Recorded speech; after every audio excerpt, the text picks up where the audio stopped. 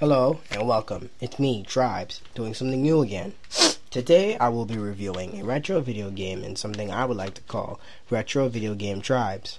Well, without further ado, the first retro game is Pokemon Red, a game everyone played. Literally, everyone in the Grammy knew this game with its catchy beeps that you could call music and its memorable Pokemon and glitches. But let's start with the backstory.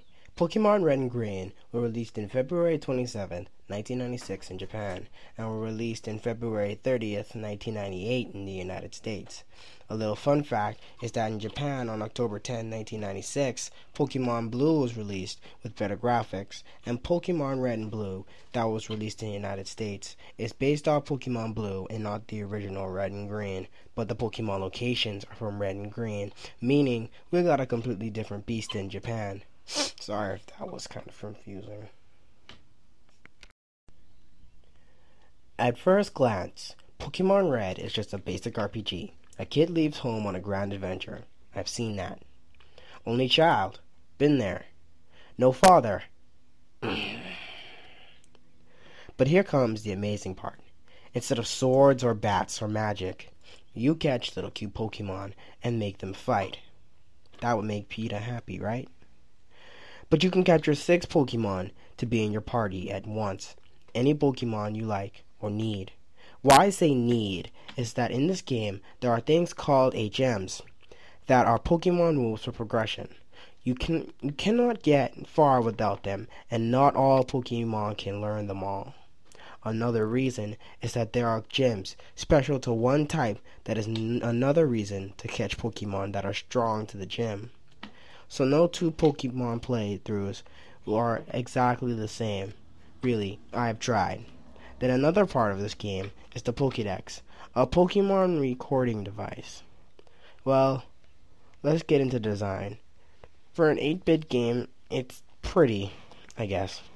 I'm not very picky for design, but some Pokemon are really ugly. So, here's our score. For gameplay, it gets a 9. The gameplay is very creative, and I liked it, and that's what most of us liked about this game, catching many different Pokemon of different looks, and making them evolve, and battling other people's Pokemon, especially a neighbor or friend, who also had the game, and trading Pokemon, which is another feature which I forgot to mention, but it's also in the gameplay. Well, another thing is the design. This game design gets an 8. Like I said, some Pokemon are really ugly, and God, have you ever seen Lickitung? Or whatever. For length and content, it gets a 10. This game is extremely long, and you cannot pull this an overnighter in order to try and beat this game.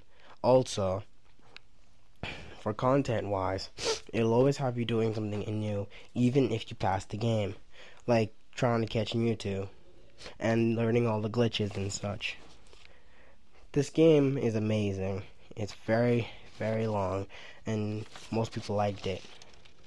Pokemon Red and Blue were amazing games, and the nostalgia is not lost here. Pokemon X and Y are coming out October of this year, and I just wanted to show you the roots. This is